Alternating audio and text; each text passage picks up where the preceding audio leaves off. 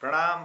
मनमोहक कृतियों का पटल, मोहन कृति पटल पर जुड़े समस्त कृतिकारों को मैं प्रणाम करता हूँ, हार्दिक अभिनंदन और स्वागत करता हूँ। आज हमारे इस पटल पर साक्षात्कार के 54वें क्रम में हम आज सुनने जा रहे हैं हमारे गरुड़ बागेश्वर कत्यूर घाटी के स्वनाम धन्य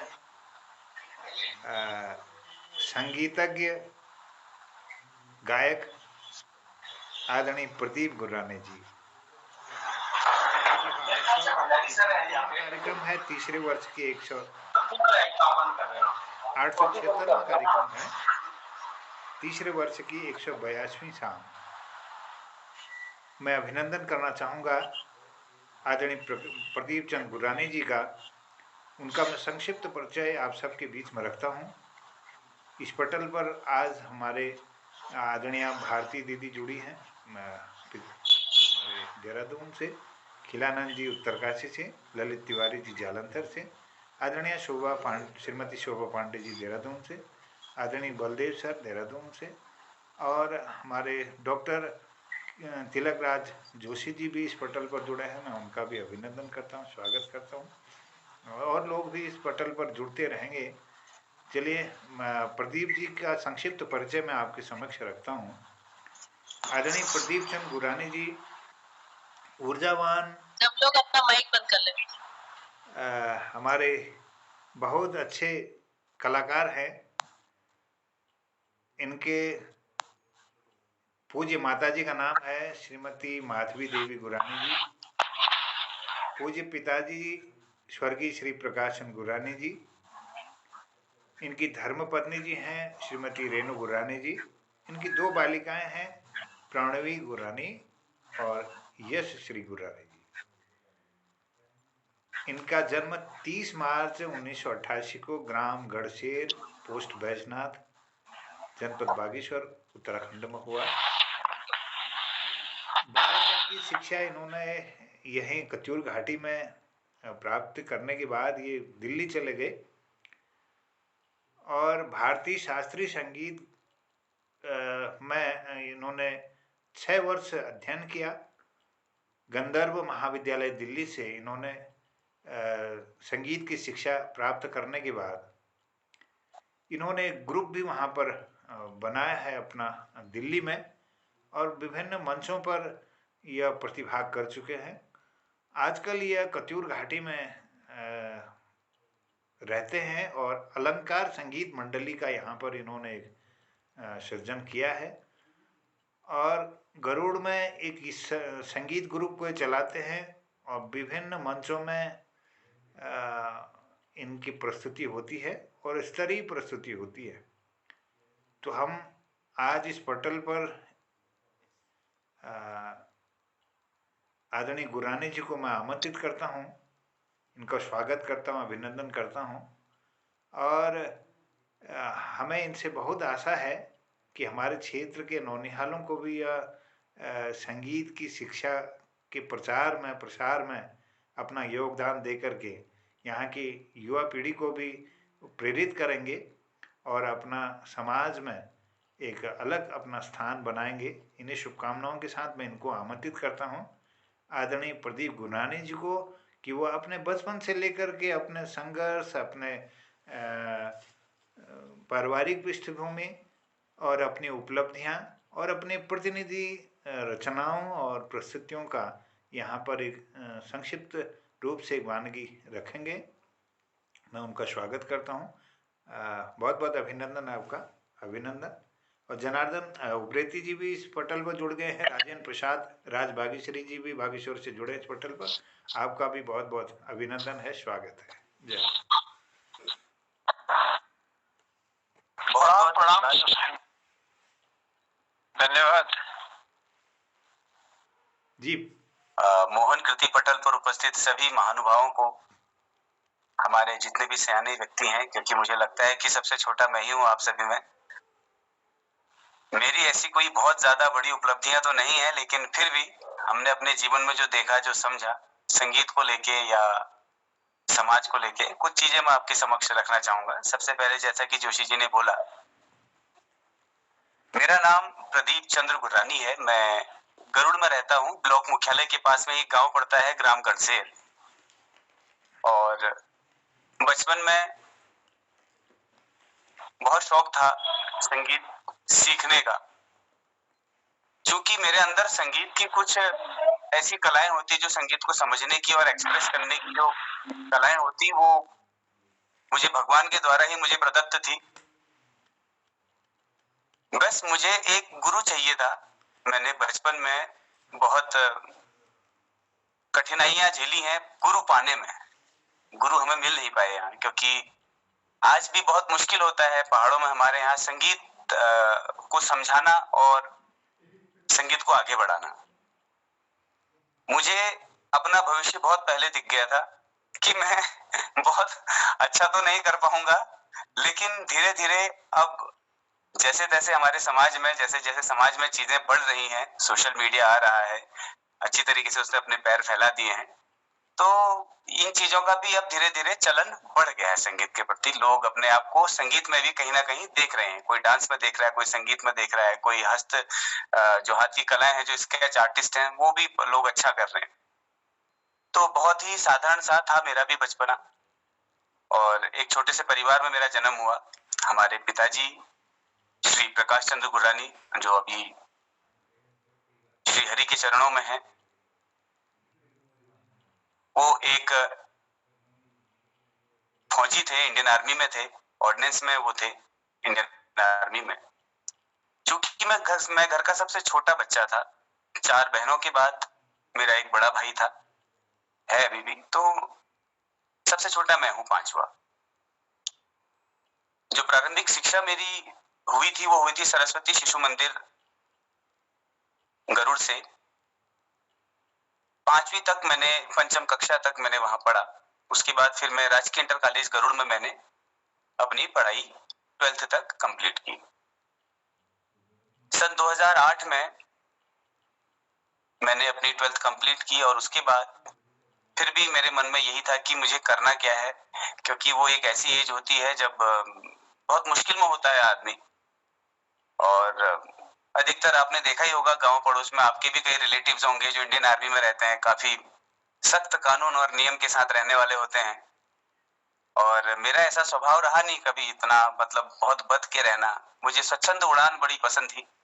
मैं चाहता था कि मैं जो करूं उसको दिल खोल के करूं, क्योंकि गायन एक ऐसी कला है, जब तक कोई भी व्यक्ति इसको दिल खोल के नहीं करेगा, दिल खोल के नहीं गाएगा, तो वो अपने आप को एक्सप्रेस नहीं कर सकता, लोगों तक पहुंचा नहीं सकता अपनी आवाज को।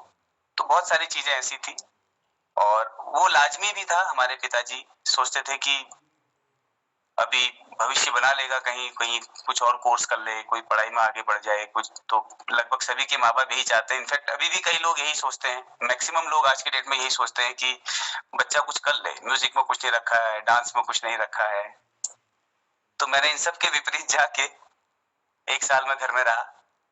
कॉलेज मैंने बागेश्वर से, मैंने फर्स्ट ईयर का, बीए फर्स्ट ईयर का मैंने फॉर्म भरा था, लेकिन मैंने वो भी नहीं दिया, क्योंकि मेरा पढ़ाई में बिल्कुल मन नहीं था जहां भी। क्योंकि वो समय ऐसा था, 2008 का जो समय था, मैं जिस कमरे में आज बैठा हूँ, इसी कमरे में मेरी एक चारपाई हुआ करती थी।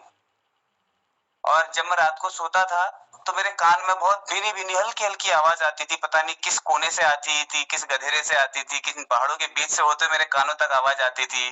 कभी हारमोनियम की, कभी कहीं शादी हो रही है उनके गानों की। तो मुझे नींद नहीं आती थी। मुझे लगता था कि इसे मैं भी गुनगुनाऊं। कुछ ऐसे गाने लग जाते थे वहां, तो जो मुझे भी अच्छे लगते थे, हम भी सुनते थे। तो बहुत इच्छा थी मेरी सीखने की।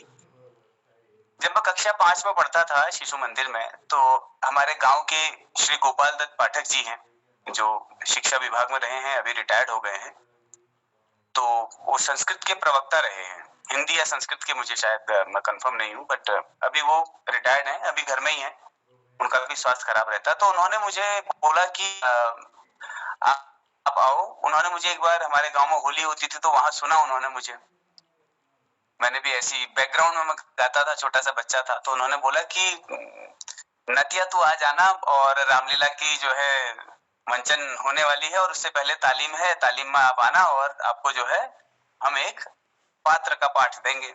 वो जोतता ही नहीं था, चूंकि बहुत छोटा था, मेरी आवाज पतली थी, तो उनको लगा कि मैं सीता का जो पात्र बनते हैं, मैं सीता के योग्य हूँ, तो मुझे सीता का पाठ दिया गया। तो मैंने 5वीं और 6ठी कक्षा में मैंने टीड बाजार की रामलीला में सीता का पाठ खेला। वहां से मेरा मंचों में पैर रखना शुरू हो गया था। उसके बाद फिर मैंने अपने स्कूल के मंचों में गाया, क्योंकि हमारे पास जो उपलब्धता थी स्कूल के मंच तक ही हम लोग सीमित थे। फिर बाद में मैं दिल्ली चला गया। दिल्ली गया तो एक 12th पास लड़के के लिए कौन सी नौकरी रखी है तो मैं बिना सोचे समझे चला गया था। मुझे पता नहीं था, बस मुझे दिल्ली जाना था, किसी भी शहर में जाना था, और मेरे दिमाग में वैसे ही था मुझे दिल्ली जाना है। तो मैंने अपने घर से 1500 रुपए लिए और मैं दिल्ली चला गया। किस्मत से हमारी दीदी वहीं थी, तो मैं वहां रुक गया कुछ दिन उसके पास में। पहले मैंने नौकरी की तलाश की, जैसा कि वहां जाके मैंने कुछ अपनी योजनाएं बनाई कि मैं कुछ टाइम नौकरी करता हूँ, पैसे इकट्ठे करूंगा, फिर ये तो बड़ा शहर है, यहाँ कहीं ना कहीं संगीत विद्यालय होंगे, फिर मैं संगीत सीखूंगा। मुझे गाना तो आता था, लेकिन मैं संगीत को अच्छे से समझना चाहता था। उसकी जो ट्रिक्स हैं, उसके जो कलाएं हैं, संगीत में कई प्रकार की ऐसी कलाएं हैं, मींड है, मुर्कियां हैं, कण हैं, राग क्या होते हैं, अलंकार क्या होते हैं, इन चीजों के बारे में मैं समझना चाहता था। और एक गुरु से मैं अपनी आवाज के बारे में भी पूछना चाहता था। एक मेरे पास कोई गुरु हो और मुझे बताए कि यार तुझे ये पसंद नहीं है, तू इसको ऐसे कर, ये ऐसे कर लेगा। तो कोशिश की हमने भी। तो फिलहाल 4-5 महीने हमने नौकरी की। जहां हमने नौकरी की वहां भी हमारा इस्तेमाल हो गया हम तो घर से आए थे पहले ही, तो 4-5 महीने काम किया, तनख्वाह मिली नहीं थी। हमारी दीदी ने ही हमें जो है सपोर्ट किया था उस टाइम पे, तो तनख्वाह उनका हमें कुछ मिली नहीं। फिर करीब 5वें महीने में, 6ठे महीने में मैंने दूसरी नौकरी पकड़ी। वहां मुझे फिर तनख्वाह मिलनी शुरू हो गई। तो उसके बाद जो है ये समय गुजरता गया, नौकरी करता गया मैं। तो ये बात है 2012 की।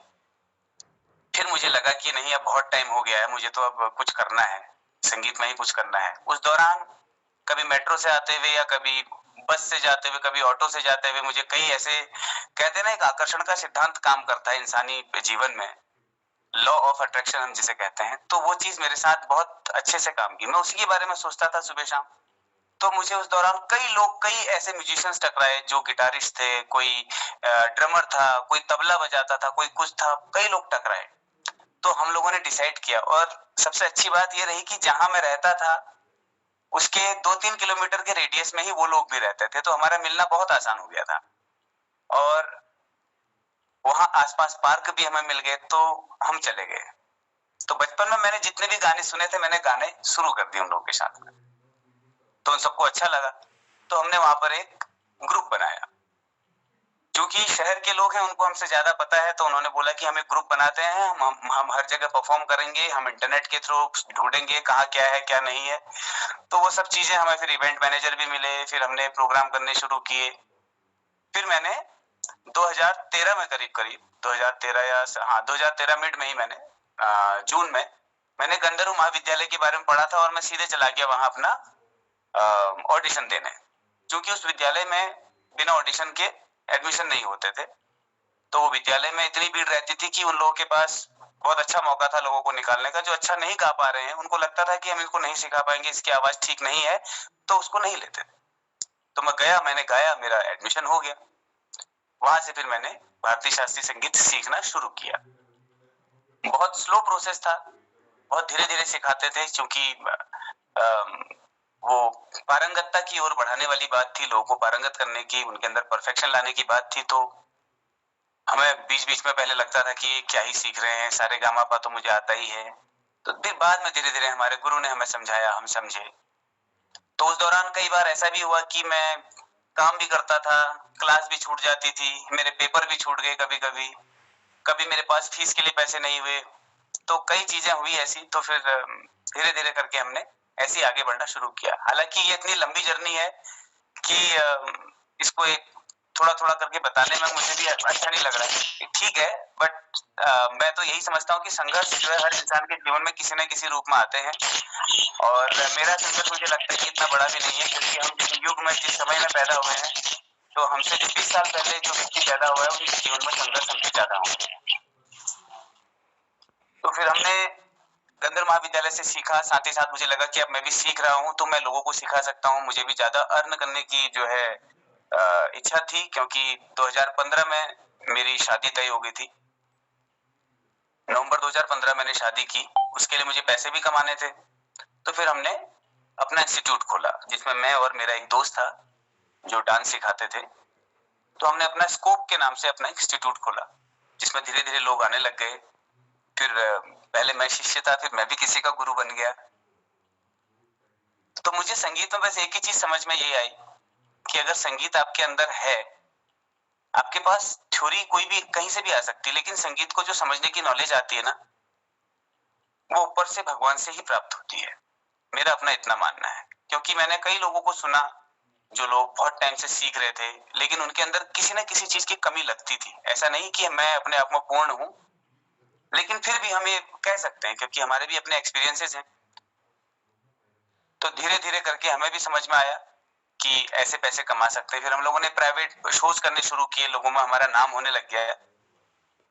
धीरे धीरे धीरे करके हमने अपना काम आगे बढ़ाया। संगीत में मेरी इतनी ही जर्नी है, इससे मैंने बहुत बेहतरीन कुछ नहीं किया है।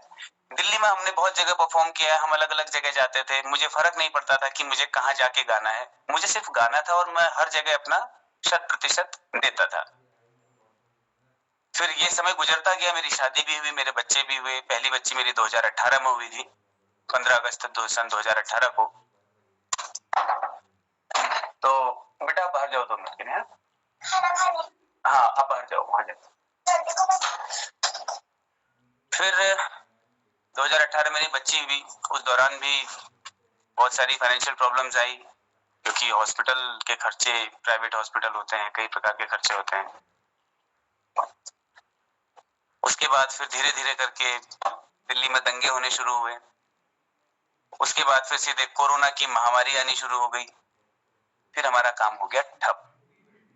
अब हम बैठ गए घर पे, हमारा क्योंकि इंस्टीट्यूट भी बंद था, हम लोग कहीं जाके प्रोग्राम भी नहीं कर सकते थे, क्योंकि गेट टुगेदर तो हो नहीं सकता था।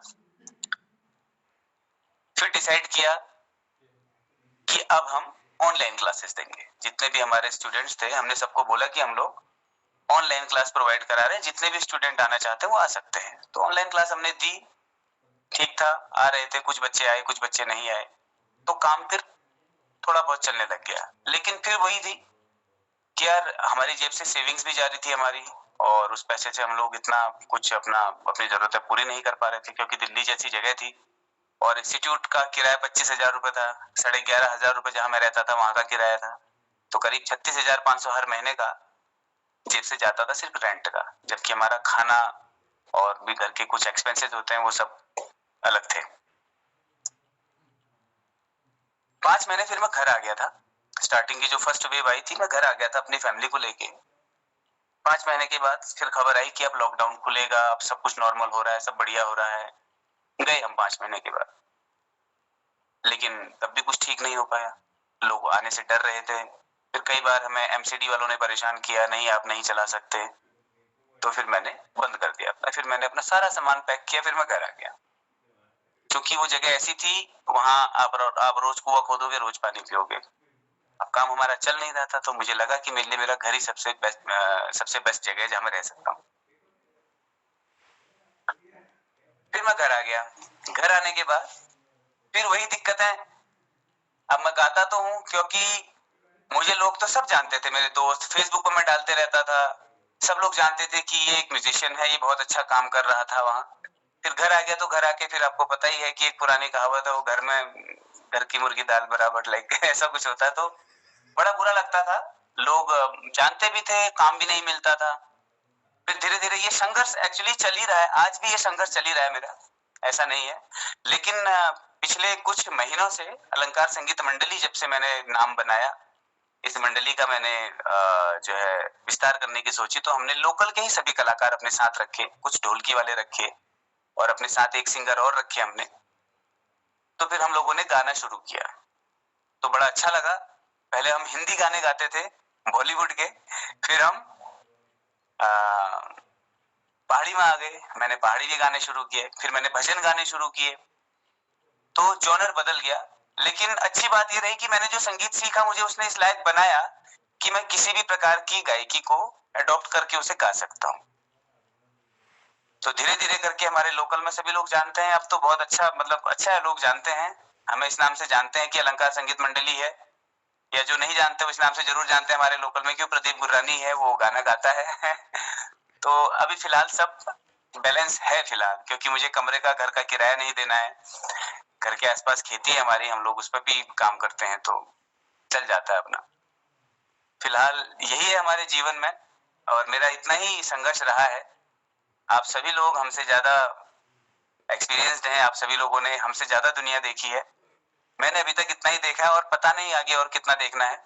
बहुत सुंदर। बस मैं मेहनत कर रहा हूँ घर पे, वही चल रहा है बस। बहुत बढ़िया। बहुत बहुत धन्यवाद, आपने मेरी बात सुनी। क्या बात है। Thank you so much. बहुत ही प्रेरणास्पद है आपका जो संघर्ष है जीवन का, और एक लक्ष्य, पावन लक्ष्य के लिए आप निरंतर प्रयास कर रहे हैं अपने लक्ष्य को पाने के लिए। हमारी शुभकामनाएं हैं, और मैं सबका अभिनंदन करता हूँ, इस पटल पर जुड़े हुए समस्त कृतिकारों को प्रणाम करता हूँ। और प्रदीप जी, आपसे मेरा यह अनुरोध होगा कि जो आपको अच्छी सी कोई भी प्रस्तुति लगे, आप प्रस्तुत करने की कृपा करेंगे। जो आपको अच्छा लगे, आपकी रचनाएं हैं, या जो भी आप इसमें मुखड़े ही गा सकते हैं थोड़ा बहुत, जिससे हमारे जो जुड़े हुए लोग हैं वो आपके संगीत को पहचान पाएं। स्वागत है आपका। जी जी, जरूर जरूर जरूर।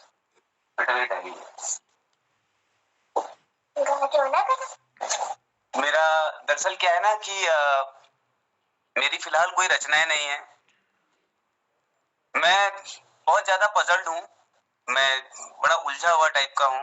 हो सकता है मुझे अभी भी जीवन में अपने आप को कैसे मैनेज किया जाए, मुझे वो नहीं आता है, इसीलिए मैं कह रहा हूँ कि मेरा संघर्ष कोई बहुत बड़ा मायने नहीं रखता है। वो तो ठीक है, यहाँ का एक डेकोरम है, हमें मेंटेन करना पड़ रहा है। मैंने दूसरी चीज भी, मैं जब घर आया था तो संगीत में इतना कुछ चला नहीं, तो मेरे पास, मैं नेचर को फिल्माने का बड़ा शौकीन हूँ, मैं प्रकृति के साथ बहुत जुड़ा हुआ कनेक्टेड इंसान हूँ। तो मेरे पास मेरे कैमरा थे, मैं जगह जगह जाता था, फोटोज खींचता था, वीडियोस बनाता था, तो वो भी मेरा साथ है। मैंने यहाँ आके वो भी काम शुरू कर दिया था कि मैं यहाँ आके अपने आप को थोड़ा और स्टेबल कर सकूं, यहाँ से पैसा ना आए तो यहाँ से आ जाए, तो वो भी मेरा रहा है। मेरी ऐसी कोई खास रचनाएं तो नहीं रही हैं, मैं अपनी कुछ रचनाओं पर काम कर रहा हूँ, अभी मैं उनको रिवील नहीं कर पा रहा हूँ, क्योंकि कारण यह है कि वो अधूरे हैं। तो अधजल गगरी छलकत जाए कहते हैं, तो कुछ ऐसी जो चलन में चलते आ रहे हैं, कुछ भजन होंगे, कुछ गाने होंगे, मैं कोशिश करूंगा कि मैं आपको वो सुना पाऊं, और आपको वही गाने सुनाने का प्रयास करूंगा जो शायद आपने सुने होंगे। जैसे भगवान श्री कृष्ण को एक गाना डेडिकेटेड है, एक बॉलीवुड का गाना था, एक राधा एक मीरा दोनों ने श्याम को चाहा, अंतर क्या दोनों की चाह में बोलो, एक प्रेम दीवानी एक दरस दीवानी। सभी ने सुना होगा है। जी जी। तो सभी संगीत के मर्मज्ञों को मैं बोलना चाहूंगा, सभी गलतियां मेरी क्षमा कीजिएगा, गलतियां होते रहती हैं, कोशिश करूंगा कि अपनी बेहतर से बेहतर प्रस्तुति आपको दे पाऊं, मेरी कोशिश यही रहेगी। तो मैं अपने हारमोनियम के साथ ही शुरू करता हूं।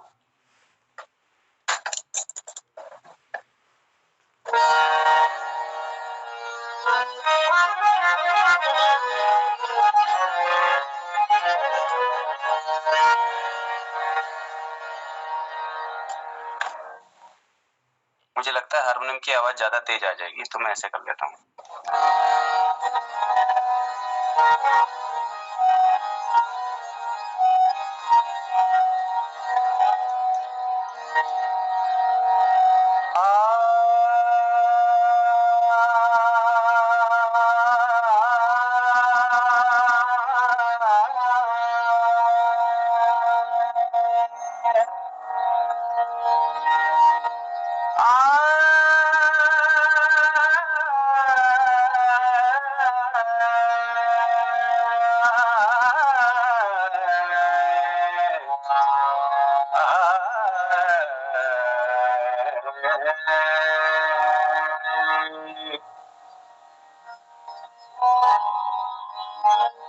एक राधा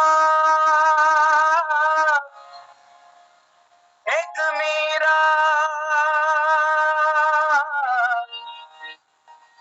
दोनों ने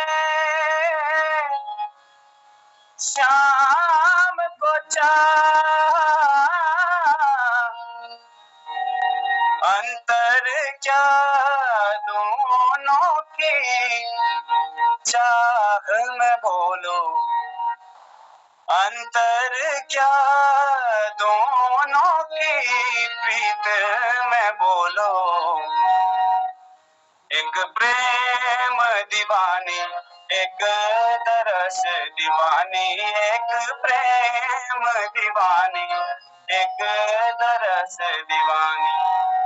एक राधा एक मीरा, दोनों ने शाम को चाहा, अंतर क्या दोनों की चाह में बोलो। एक प्रेम दीवानी, एक तरस दीवानी, एक प्रेम दीवानी, एक तरस दीवानी।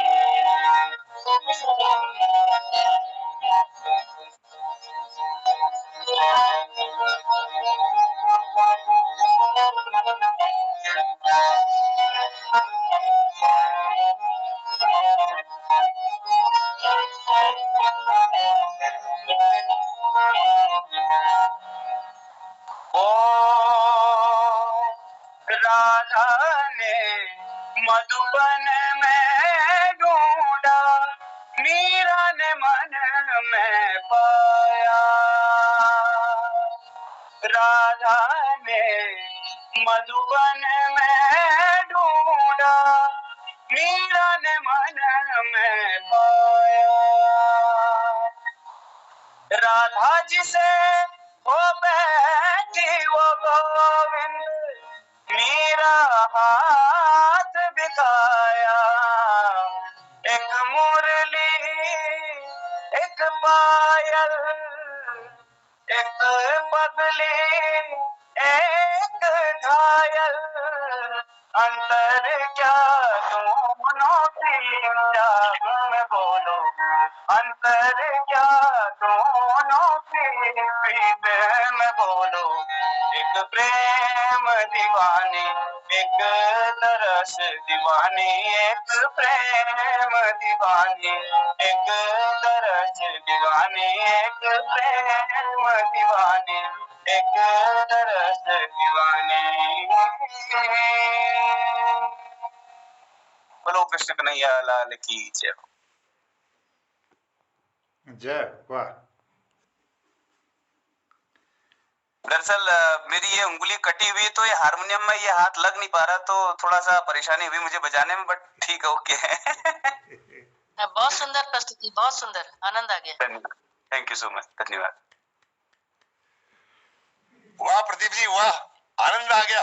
धन्यवाद प्रदीप जी, बहुत बहुत धन्यवाद। धन्यवाद सर, बहुत बहुत धन्यवाद सर। और भी सुनना चाहेंगे आपसे। जी जी, जरूर जरूर, मैं कोशिश करूंगा आपको उसी प्रकार के भजन सुनाऊं जो आपने शायद पहले सुने हो।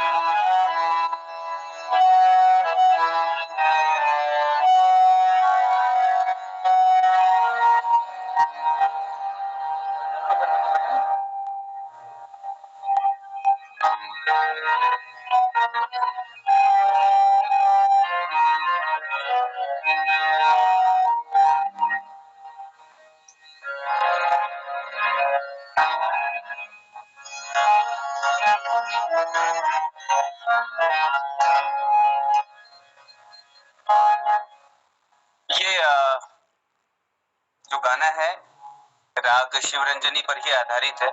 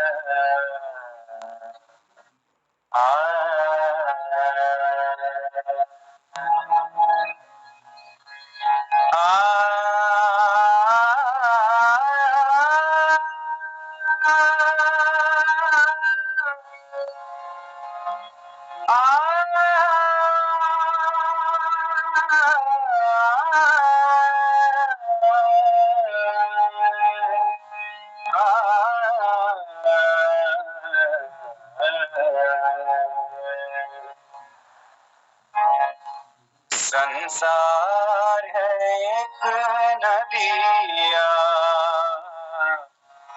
सुख दुख दो किनारे हैं, ना जाने कहाँ जाए हम, बहते धारे हैं। संसार है एक नदिया, सुख दुख दो किनारे हैं, ना जाने कहाँ जाए हम, बहते धारे हैं।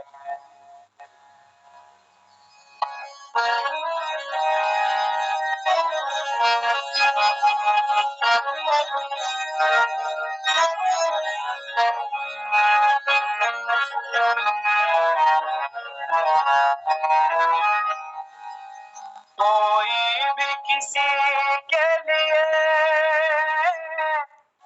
अपना न पराया है,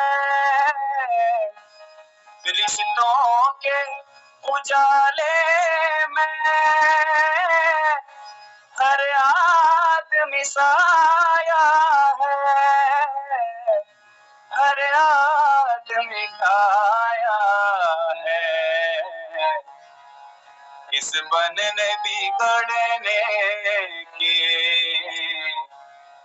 दस्तूर पुराने हैं, ना जाने कहाँ जाए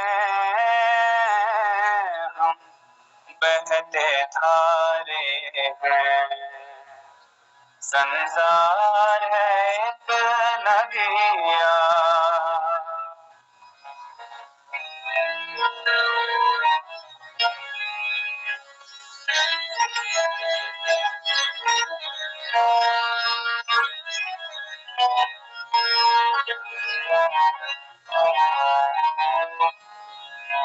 है कौन वो दुनिया में ना पाप किया जिसने, है कौन वो दुनिया में ना पाप किया जिसने, इन उलझे कांटों से है फूल चुने किसने, इन उलझे कांटों से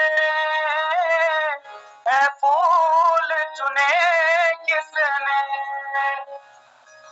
है फूल चुने किसने,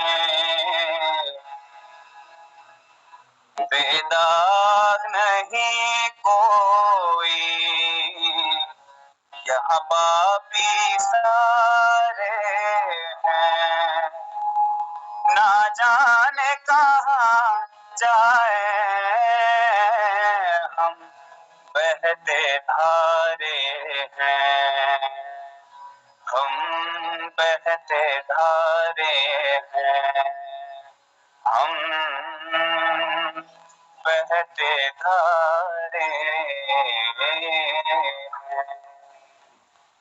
धन्यवाद सर, थैंक यू।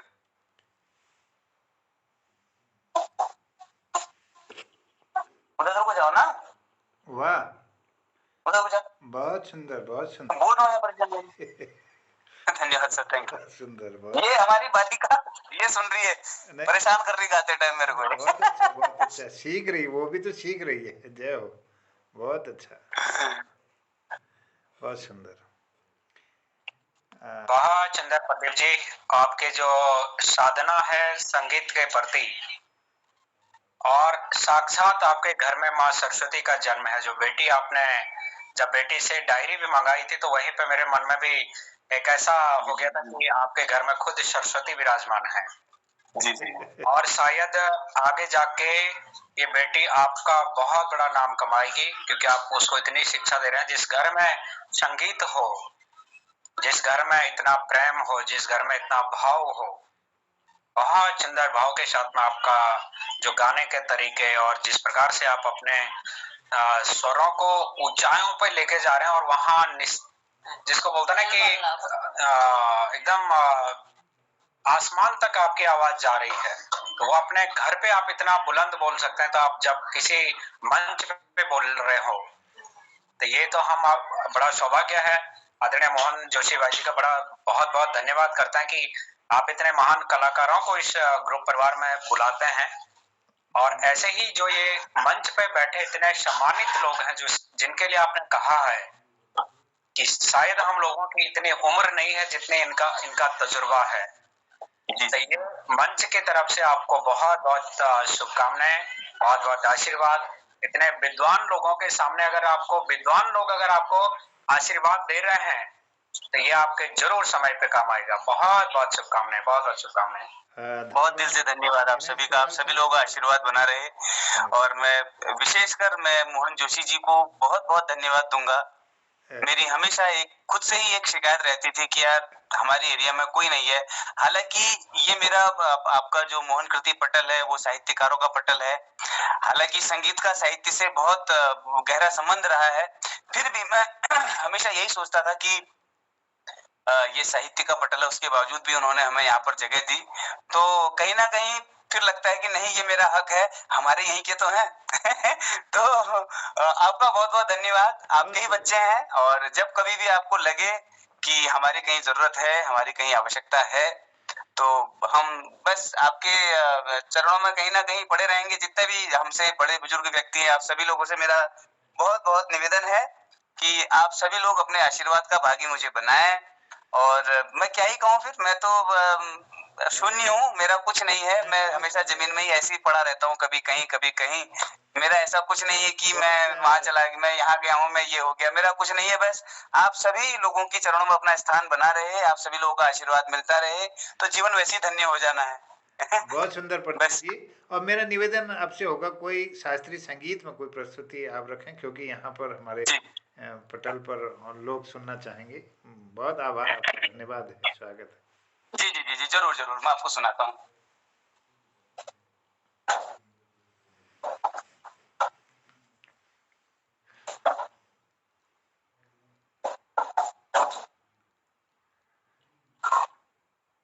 क्योंकि मैंने आपको पहले भी बताया था, हालांकि मैंने सीखा हुआ है, मैं हमेशा किसी भी चीज से वही चीज सीखता हूँ।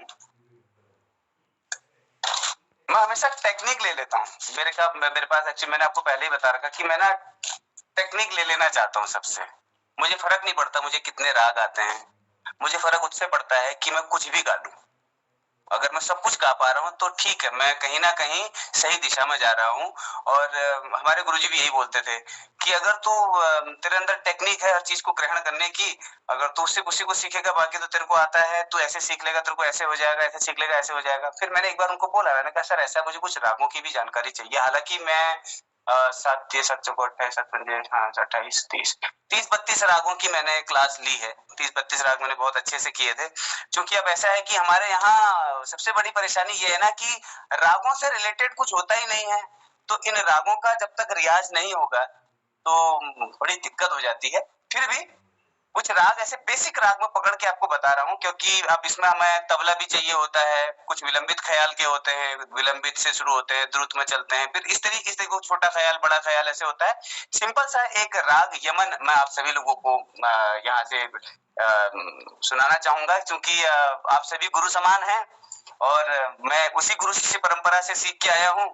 और ये सभी आप सभी गुरु समान सभी लोगों को मेरी तरफ से ये डेडिकेटेड है, और इसे ग्रहण कीजिएगा।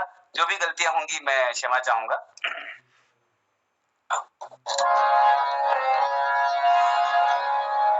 ये जो है राग यमन है।